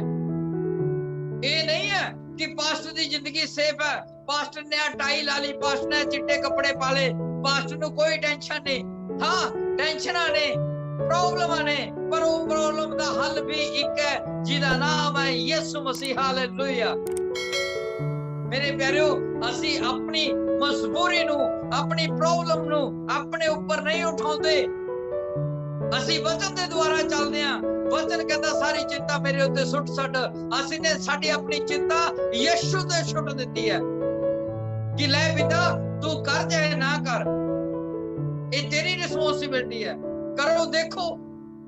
ਪਰਮੇਸ਼ਰ ਕਹਿੰਦਾ ਦੇਖੋ ਤੇ ਚੱਖੋ ਯਹੋਵਾ ਕਿੰਨਾ ਭਲਾ ਹੈ। ਪਰਖੋ ਤੇ ਚੱਖੋ ਯਹੋਵਾ ਕਿੰਨਾ ਭਲਾ ਹੈ। ਫਰਕ ਦੇਖਣ ਦਾ, ਵਿਸ਼ਵਾਸ ਕਰਨ ਦਾ। ਕਹਿੰਦਾ ਜਿਹੜੇ ਮੇਰੇ ਤੇ ਵਿਸ਼ਵਾਸ ਕਰਦੇ ਨੇ, ਰਾਈ ਦੇ ਦਾਣੇ ਸਮਾਨ ਵੀ ਨਿਸ਼ਚਾ ਕਰਦੇ ਨੇ। ਜੇ ਉਹ ਪਹਾੜ ਨੂੰ ਕਹਿਣਗੇ ਟੁੱਟ ਕੇ ਸਮੁੰਦਰ ਵਿੱਚ ਜਾ ਪਏ, ਤਾਂ ਮਨ ਵਿੱਚ ਭਰਮ ਨਾ ਕਰਿਓ, ਉਹ ਟੁੱਟੇਗਾ ਤੇ ਉਹ ਜਾਏਗਾ। ਅੱਜ ਸਾਡੇ ਪਾਸਟਰ ਲੋਕ ਹੀ ਭਰਮ ਕਰ ਲੱਗ ਜਾਂਦੇ ਨੇ। ਜੇ ਕਿਸੇ ਏਡਜ਼ ਵਾਲੇ ਲਈ ਪ੍ਰੇਅਰ ਕਰਨੀ ਹੈ, ਉਹ ਪਹਿਲਾਂ ਮਨ ਚ ਆ ਜਾਊਗਾ ਏਡਜ਼ ਤਾਂ ਠੀਕ ਹੁੰਦੀ ਨਹੀਂ, ਪ੍ਰਾਰਥਨਾ ਕਰ ਦਿੰਦੇ ਆ, ਪਰ ਦਵਾਈ ਤਾਂ ਖਾਣੀ ਪਊਗੀ। ਪਾਸਟਰ ਗੁਰਚਰਨ ਦੇ YouTube ਚੈਨਲ ਦੇ ਉੱਤੇ ਦੇਖੋ, ਏਡਜ਼ ਵਾਲੇ ਕਿੰਨੇ ਠੀਕ ਕੀਤੇ ਨੇ ਰੱਬ ਨੇ, ਕੈਂਸਰ ਵਾਲੇ ਕਿੰਨੇ ਠੀਕ ਕੀਤੇ ਨੇ ਰੱਬ ਨੇ। ਇੱਥੋਂ ਤੱਕ ਕਿ ਕਿੰਨਰ ਦੇ ਵੀ ਬੱਚਾ ਪੈਦਾ ਕਰ ਦਿੱਤਾ ਰੱਬ ਨੇ, ਖੁਸਰੇ ਦੇ ਬੱਚਾ ਪੈਦਾ ਕਰ ਦਿੱਤਾ। ਨਾ ਹੋਣ ਵਾਲੀਆਂ ਚੀਜ਼ਾਂ ਵੀ ਪਰਮੇਸ਼ਵਰ ਦੇ ਲਈ ਕੋਈ ਵੱਡੀ ਗੱਲ ਨਹੀਂ ਹੈ। ਉਹ ਸਭ ਕੁਝ ਕਰ ਸਕਦਾ। ਵੰਡ ਤੁਹਾਡਾ ਕੀ ਹੈ? ਤੁਹਾਡਾ ਫੇਥ ਕਿੰਨਾ ਕੁ ਮਜ਼ਬੂਤ ਹੈ ਕਿ ਤੁਹਾਡਾ ਰਾਈ ਦੇ ਦਾਣੇ ਸਮਾਨ ਨਿਸ਼ਚਾ ਹੈ? ਕੀ ਤੁਸੀਂ ਦੁੱਖ ਝੱਲਣ ਦੇ ਲਈ ਤਿਆਰ ਹੋ? ਹਾਲੇਲੂਇਆ। ਮੇਰੇ ਅਜੀਜ਼ੋ, ਜੇ ਤੁਸੀਂ ਯਿਸੂ ਦੇ ਲਈ ਦੁੱਖ ਝੱਲਣ ਦੇ ਲਈ ਤਿਆਰ ਹੋ, ਤਾਂ ਪਰਮੇਸ਼ਰ ਤੁਹਾਨੂੰ ਉੱਚਾ ਜ਼ਰੂਰ ਕਰੇਗਾ।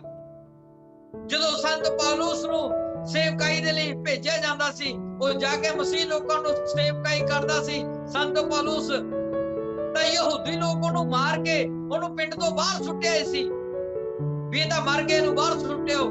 ਲੇਕਿਨ ਉਹਨੇ ਪਰਵਾਹ ਨਹੀਂ ਕੀਤੀ। ਉਹ ਆਪੇ ਉਹਨੂੰ ਸਾਂਝ ਆਇਆ, ਉਹ ਆਪੇ ਖੜਾ ਹੋ ਕੇ ਆਪੇ ਦੁਬਾਰਾ ਫੇਰ ਭੱਜ ਗਿਆ ਤੇ ਦੁਬਾਰਾ ਫੇਰ ਲੋਕਾਂ ਨੂੰ ਬਚਾਉਣਾ ਸ਼ੁਰੂ ਕਰਤਾ। ਉਹਨੇ ਇਹ ਨਹੀਂ ਦੇਖਿਆ ਕਿ ਮੇਰੇ ਕਿੰਨੀਆਂ ਕੁ ਪਈਆਂ ਨੇ। ਅੱਜ ਪਾਸਟਰ ਨੂੰ ਕੋਈ ਦਬਕਾ ਵੀ ਮਾਰ ਦੇ, ਉਹ ਸੇਵਕਾ ਹੀ ਛੱਡ ਦੂਗਾ। ਉਹ ਕਹਿੰਦਾ ਮੈਂ ਤਾਂ ਪਾਸਟਰ ਹੀ ਨਹੀਂ, ਮੈਨੂੰ ਛੱਡ ਦੋ, ਮੈਂ ਹੀ ਨਹੀਂ ਹੈਗਾ, ਪਾਸਟਰ ਹੀ ਨਹੀਂ ਹੈਗਾ ਮੈਂ। ਇਸ ਕਰਕੇ ਬਾਈਬਲ ਬਿਆਨ ਕਰਦਾ ਹੈ ਕਿ ਜਿਹੜੇ ਦੁੱਖ ਤੈਂ ਭੋਗਣੇ ਨੇ ਉਹਨਾਂ ਤੋਂ ਨਾ ਡਰੀ, ਇਹ ਤਾਂ ਆਉਣਗੇ। ਪਰਮੇਸ਼ਰ ਕਹਿੰਦਾ ਤੈਨੂੰ ਹਕੂਮਤਾਂ ਦੇ ਹਵਾਲੇ ਕੀਤਾ ਜਾਏਗਾ, ਪਰ ਉੱਥੇ ਪਵਿੱਤਰ ਆਤਮਾ ਤੇਰੀ ਆਵਾਜ਼ ਦੇ ਉੱਤੇ ਬਣ ਕੇ ਤੇਰੇ ਨਾਲ ਗੱਲ ਕਰੇਗਾ, ਉਹਨਾਂ ਹਾਕਮਾਂ ਦੇ ਮੂੰਹ ਨੂੰ ਬੰਦ ਕਰੇਗਾ। ਇਹ ਗੱਲਾਂ ਮੇਰੇ ਨਾਲ ਹੋਈਆਂ ਨੇ ਮੇਰੇ ਪਿਆਰਿਓ, ਮੈਂ ਤਾਂ ਤੁਹਾਨੂੰ ਦੱਸ ਰਿਹਾ। ਜੇ ਅੱਜ ਪਾਸਟਰ ਗੁਰਚਰਨ ਨੂੰ ਪਰਮੇਸ਼ਰ ਨੇ ਦੇਸ਼ਾਂ ਦੇ ਵਿਦੇਸ਼ਾਂ ਦੇ ਵਿੱਚ ਘੁਮਾਇਆ ਤਾਂ ਉਹਨੇ ਮੇਰੀ ਨਿਸ਼ਚਾ ਨੂੰ ਦੇਖਿਆ। ਮੈਨੇ ਜਾਣ ਦੀ ਪਰਵਾਹ ਨਹੀਂ ਕੀਤੀ, ਮੈਨੇ ਮਰਨ ਦੀ ਪਰਵਾਹ ਨਹੀਂ ਕੀਤੀ। ਅੱਜ ਮੇਰੇ ਖੁਦਾ ਨੂੰ ਮੇਰਾ ਉਹ ਜੀਵਨ ਪਸੰਦ ਆਇਆ ਜਿੱਦਾਂ ਦਾ ਉਹ ਚਾਹੁੰਦਾ ਸੀ।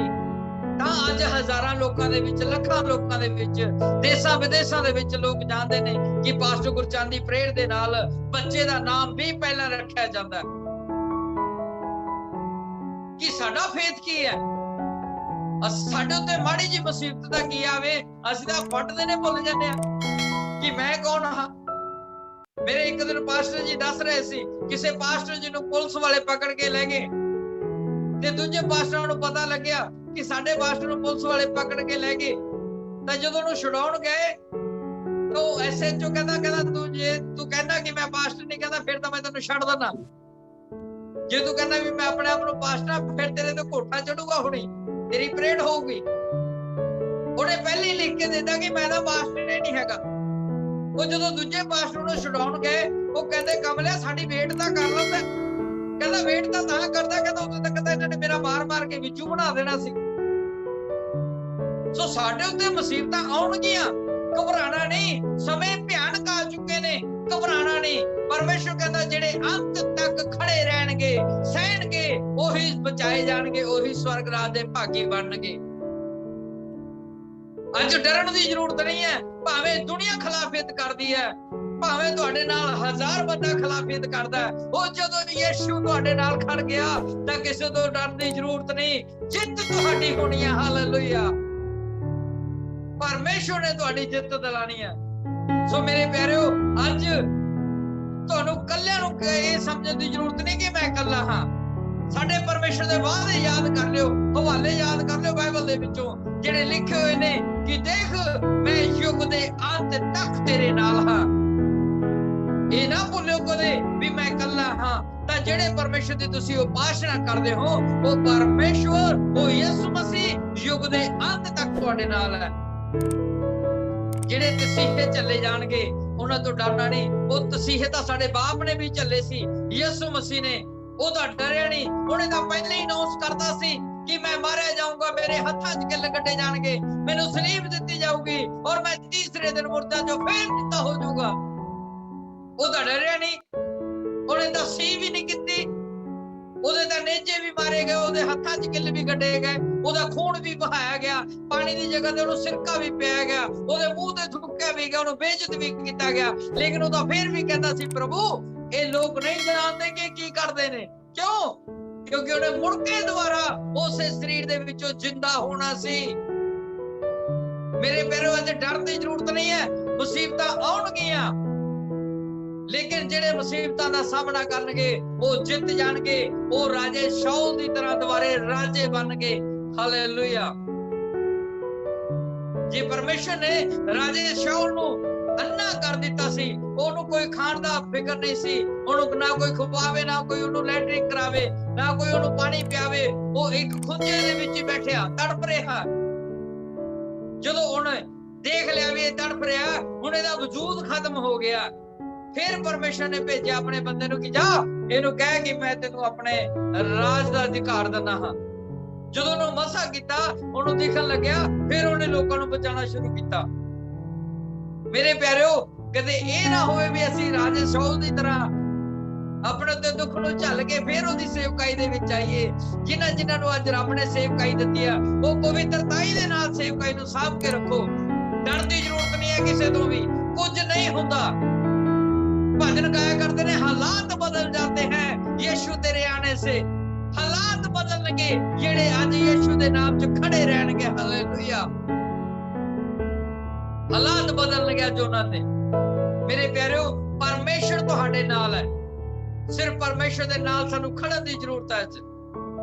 ਪਾਸਟਰ ਗੁਰਚਰਨ ਤੁਹਾਡੇ ਲਈ ਹਮੇਸ਼ਾ ਪ੍ਰਾਰਥਨਾ ਕਰਦਾ ਰਹੇਗਾ। ਜਿੱਥੇ ਵੀ ਅੱਜ ਦੇਸ਼ਾਂ ਦੇ ਵਿਦੇਸ਼ਾਂ ਦੇ ਵਿੱਚ ਆਵਾਜ਼ ਆ ਰਹੀ ਹੈ, ਤਾਂ ਆਪਣੇ ਆਪ ਨੂੰ ਯਿਸੂ ਦੇ ਹਵਾਲੇ ਕਰ ਦਿਓ, ਕਿਉਂਕਿ ਸਮੇਂ ਭਿਆਨਕ ਆ ਚੁੱਕੇ ਨੇ। ਡਰਨ ਦੀ ਜ਼ਰੂਰਤ ਨਹੀਂ ਹੈ। ਸਾਰੀ ਦੁਨੀਆ ਤੁਹਾਨੂੰ ਮਾਰਨਾ ਚਾਹੁੰਦੀ ਹੈ, ਲੇਕਿਨ ਇੱਕ ਯਿਸੂ ਹੈ ਜੋ ਤੁਹਾਨੂੰ ਬਚਾਉਣਾ ਚਾਹੁੰਦਾ ਤੇ ਗੱਲ ਨਾਲ ਲਾਉਣਾ ਚਾਹੁੰਦਾ। ਹਾਲੇਲੂਇਆ। ਚਾਹੇ ਤੁਹਾਡੇ ਆਪਣੇ ਨੇ, ਚਾਹੇ ਤੁਹਾਡੇ ਬਗਾਨੇ ਨੇ, ਤੁਹਾਡਾ ਫਾਇਦਾ ਨਹੀਂ ਚਾਹੁੰਦੇ, ਲੇਕਿਨ ਫਾਇਦਾ ਇੱਕੋ ਚਾਹੁੰਦਾ ਹੈ, ਜਿਹੜਾ ਯਿਸੂ ਮਸੀਹ ਹੈ। ਹਾਲੇਲੂਇਆ। ਮੇਰੇ ਪਿਆਰਿਓ, ਇਸ ਕਰਕੇ ਘਬਰਾਣਾ ਨਹੀਂ ਕਦੇ ਵੀ। ਪਰਮੇਸ਼ਰ ਤੁਹਾਡੇ ਨਾਲ ਹੈ। ਭਾਵੇਂ ਤੁਹਾਨੂੰ ਲੱਖ ਤਸੀਹੇ ਦਿੱਤੇ ਜਾਣ, ਭਾਵੇਂ ਤੁਹਾਡੇ ਉੱਤੇ ਲੱਖ ਮੁਸੀਬਤਾਂ ਆ ਜਾਣ, ਉਸੇ ਟਾਈਮ ਘੁੱਟਨੇ ਮੁੱਦੇ ਮਾਰੋ ਤੇ ਆਪਣੀ ਜ਼ੁਬਾਨ ਨੂੰ ਖੋਲੋ। ਪਰਮੇਸ਼ਰ ਕਹਿੰਦਾ ਗੁਪਤ ਵਿੱਚ ਬੈਠੋ ਤੇ ਮੈਂ ਗੁਪਤ ਵਿੱਚ ਤੁਹਾਨੂੰ ਪ੍ਰਤੀਫਲ ਦੇਵਾਂਗਾ। ਹਾਲੇਲੂਇਆ। ਜਦੋਂ ਤੁਸੀਂ ਪਰਮੇਸ਼ਰ ਦੇ ਨਾਲ ਹੋਵੋਗੇ ਤਾਂ ਪਰਮੇਸ਼ਰ ਤੁਹਾਡੇ ਨਾਲ ਹੋਵੇਗਾ, ਤਾਂ ਤੁਸੀਂ ਵੱਡੀਆਂ ਵੱਡੀਆਂ ਗੱਲਾਂ ਨੂੰ ਸੁਣੋਗੇ, ਦੇਖੋਗੇ, ਆਪਣੀ ਲਾਈਫ ਦੇ ਵਿੱਚ ਵੱਡੇ ਵੱਡੇ ਕੰਮ ਹੁੰਦੇ ਦੇਖੋਗੇ। ਹਾਲੇਲੂਇਆ। ਸੋ ਜਿੰਨੇ ਵੀ ਮੈਨੂੰ ਇਸ ਟਾਈਮ ਦੇਸ਼ਾਂ ਦੇ ਵਿਦੇਸ਼ਾਂ ਦੇ ਵਿੱਚ ਦੇਖ ਰਹੇ ਨੇ ਤੇ ਯੂ ਮੀਟਿੰਗ ਦੇ ਉੱਤੇ ਦੇਖ ਰਹੇ ਨੇ, ਤੁਹਾਨੂੰ ਸਾਰਿਆਂ ਨੂੰ ਇਹ ਕਲਾਮ ਪੜ੍ਹੇ ਜਾਣ ਤੇ ਸੁਣੇ ਜਾਣ ਦੇ ਉੱਤੇ ਬਰਕਤ ਲੈ ਕੇ ਆਵੇ। ਖੁਦਾਵੰਦ ਯਿਸੂ ਨਾਮ ਦੇ ਵਿੱਚ ਤੁਹਾਨੂੰ ਸਾਰਿਆਂ ਨੂੰ ਜੈ ਮਸੀਹ ਦੀ। ਆਓ ਮੈਂ ਤੁਹਾਡੇ ਲਈ ਸਭ ਦੇ ਲਈ ਪ੍ਰੇਅਰ ਕਰਦਾ ਹਾਂ। ਅੱਖਾਂ ਨੂੰ ਬੰਦ ਕਰੋ। ਸਾਰੇ ਜਿੰਨੇ ਵੀ ਮੈਨੂੰ ਇਸ ਟਾਈਮ ਦੇਖ ਰਹੇ ਨੇ, ਆਪਣੀ ਅੱਖਾਂ ਨੂੰ ਬੰਦ ਕਰੋ। ਮੈਂ ਤੁਹਾਡੇ ਸਭ ਦੇ ਲਈ ਪ੍ਰੇਅਰ ਕਰਦਾ ਹਾਂ। ਮੇਰੇ ਸਰਬ ਸ਼ਕਤੀਮਾਨ ਪਿਤਾ ਪਰਮੇਸ਼ਵਰ ਪ੍ਰਭੂ ਯਿਸੂ ਮਸੀਹ ਦੇ ਜਿੰਦਾ ਤੇ ਜਲਾਲੀ ਨਾਮ ਦੇ ਵਿੱਚ ਮੈਂ ਇਸ ਜ਼ੂਮ ਮੀਟਿੰਗ ਨੂੰ ਤੇਰੇ ਕਦਮਾਂ ਦੇ ਵਿੱਚ ਲੈ ਕੇ ਆਉਣਾ, ਤੇ ਜਿੰਨੇ ਵੀ ਦੇਸ਼ਾਂ ਦੇ ਵਿਦੇਸ਼ਾਂ ਦੇ ਵਿੱਚ ਇਸ ਵਚਨ ਨੂੰ ਸੁਣ ਰਹੇ ਨੇ ਪ੍ਰਭੂ, ਉਹਨਾਂ ਨੂੰ ਤੇਰੇ ਕਦਮਾਂ ਦੇ ਵਿੱਚ ਲੈ ਕੇ ਆਉਣਾ ਪਿਤਾ ਪਰਮੇਸ਼ਵਰ। ਆਓ ਇਹਨਾਂ ਦੇ ਜੀਵਨਾਂ ਦੇ ਵਿੱਚ ਉਹ ਡਰ ਵਾਲੇ ਗੰਦਾ ਦੁਸ਼ਟ ਆਤਮਾ ਨਿਕਲ ਜਾਏ ਪਿਤਾ ਪਰਮੇਸ਼ਵਰ। ਦਲੇਰੀ ਵਾਲਾ ਆਤਮਾ ਆ ਜਾਵੇ ਪ੍ਰਭੂ ਜੀ। ਤੇਰੇ ਨਾਮ ਨੂੰ ਉੱਚਾ ਕਰਨ ਦੇ ਲਈ ਇਹ ਖੜੇ ਹੋ ਸਕਣ ਪਿਤਾ ਪਰਮੇਸ਼ਵਰ। ਮੇਰੇ ਪ੍ਰਭੂ ਜੀ, ਮੈਂ ਤੇਰਾ ਧੰਨਵਾਦ ਕਰਦਾ ਹਾਂ। ਜਿਨ੍ਹਾਂ ਨੇ ਵੀ ਅੱਜ ਤੇਰੇ ਕਲਾਮ ਨੂੰ ਗ੍ਰਹਿਣ ਕੀਤਾ, ਉਹਨਾਂ ਦੀਆਂ ਸੇਵਕਾਈਆਂ ਸੁਪਰ ਬਲੈਸ ਹੋ ਜਾਣ ਪਿਤਾ ਪਰਮੇਸ਼ਵਰ। ਉਹਨਾਂ ਦੇ ਘਰਾਣੇ ਸੁਪਰ ਬਲੈਸ ਹੋ ਜਾਣ ਪਿਤਾ ਪਰਮੇਸ਼ਵਰ। ਉਹਨਾਂ ਦੇ ਜੀਵਨਾਂ ਦੇ ਵਿੱਚ ਵੱਡੀ ਬਲੈਸਿੰਗ ਆ ਜਾਵੇ ਪਿਤਾ ਪਰਮੇਸ਼ਵਰ। ਉਹ ਸ਼ਾਂਤੀ ਦਾ ਮਸਾ ਆ ਜਾਏ ਪਿਤਾ ਪਰਮੇਸ਼ਵਰ। ਮੇਰੇ ਪ੍ਰਭੂ ਜੀ, ਅੱਜ ਤੇਰਾ ਦਾਸ ਹੋਣ ਦੇ ਨਾਤੇ ਮੈਂ ਇਹਨਾਂ ਦੇ ਜੀਵਨਾਂ ਦੇ ਵਿੱਚੋਂ ਹਰੇਕ ਉਹ ਗੰਦੀ ਬਿਮਾਰੀ ਨੂੰ, ਸਿਕਨੈਸ ਨੂੰ ਖਤਮ ਕਰਦਾ, ਜਿਹੜੀ ਇਹਨਾਂ ਨੂੰ ਤੇਰੇ ਵਿੱਚ ਵਧਣ ਤੋਂ ਰੋਕਦੀ ਹੈ। ਮੇਰੇ ਪਿਤਾ ਪਰਮੇਸ਼ਵਰ, ਇਸ ਮੈਂ ਜੂ ਮੀਟਿੰਗ ਦੇ ਲਈ ਪ੍ਰਾਰਥਨਾ ਕਰਨਾ, ਖਾਸ ਕਰ ਜਦੋਂ ਤੱਕ ਵੀ ਇਹ ਜੂ ਮੀਟਿੰਗ ਚੱਲੇ ਪ੍ਰਭੂ, ਅਸੀਂ ਤੇਰੇ ਦੇਸ਼ਾਂ ਦੇ ਵਿਦੇਸ਼ਾਂ ਦੇ ਵਿੱਚ ਤੇਰੇ ਲੋਕਾਂ ਨੂੰ ਤੇਰਾ ਕਲਾਮ ਸੁਣਾਉਂਦੇ ਰਹੀਏ। ਜਿੱਥੇ ਤੱਕ ਅਸੀਂ ਨਹੀਂ ਜਾ ਸਕਦੇ, ਤੇਰੇ ਨੈਟ ਮਾਧਿਅਮ ਦੇ ਰਾਹੀਂ ਪਿਤਾ ਅਸੀਂ ਆਪਣੀ ਆਵਾਜ਼ ਨੂੰ ਪਹੁੰਚਾ ਸਕੀਏ। ਆਓ ਪਿਤਾ ਪਰਮੇਸ਼ਵਰ, ਸਾਡੇ ਉੱਤੇ ਆਪਣੀ ਕਿਰਪਾ ਨੂੰ ਕਰੋ ਔਰ ਸੁਣਨ ਵਾਲਿਆਂ ਨੂੰ ਆਜ਼ਾਦ ਕਰੋ। ਅਸੀਂ ਦੁਆ ਮੰਗਦੇ ਹਾਂ ਸਾਡੇ ਧੰਨ ਸੁਆਮੀ ਸਤਿਗੁਰੂ ਯਿਸੂ ਮਸੀਹ ਦੇ ਜਿੰਦਾ ਤੇ ਜਲਾਲੀ ਤੇ ਪਾਕ ਤੇ ਪਵਿੱਤਰ ਨਾਮ ਦੇ ਵਿੱਚ ਸਾਰੇ ਬੋਲ ਕੇ ਮਿਲਾਂਗੇ ਆਮੀਨ, ਆਮੀਨ, ਆਮੀਨ। ਹੋਰ ਵੀਡੀਓ ਦੇਖਣ ਲਈ ਪਾਸਟਰ ਗੁਰਚਰਨ ਸਿੰਘ ਰੇਤਗੜ੍ਹ ਦੇ ਫੇਸਬੁੱਕ ਚੈਨਲ ਨੂੰ ਫੋਲੋ ਕਰੋ ਅਤੇ YouTube ਚੈਨਲ ਨੂੰ ਸਬਸਕ੍ਰਾਈਬ ਕਰੋ। ਤੁਸੀਂ ਹਰ ਸਮੇਂ ਪਰਮੇਸ਼ਵਰ ਦੇ ਬਚਨਾਂ ਦਾ ਆਨੰਦ ਲੈ ਸਕਦੇ ਹੋ। ਤੁਸੀਂ ਆਪਣਾ ਦਸਵੰਧ ਆਫਰਿੰਗ ਚਰਚ ਬਿਲਡਿੰਗ ਲਈ ਡੋਨੇਸ਼ਨਸ ਇਹਨਾਂ ਬੈਂਕ ਅਕਾਊਂਟ ਜ਼ਰੀਏ ਸਾਡੇ ਕੋਲ ਭੇਜ ਸਕਦੇ ਹੋ।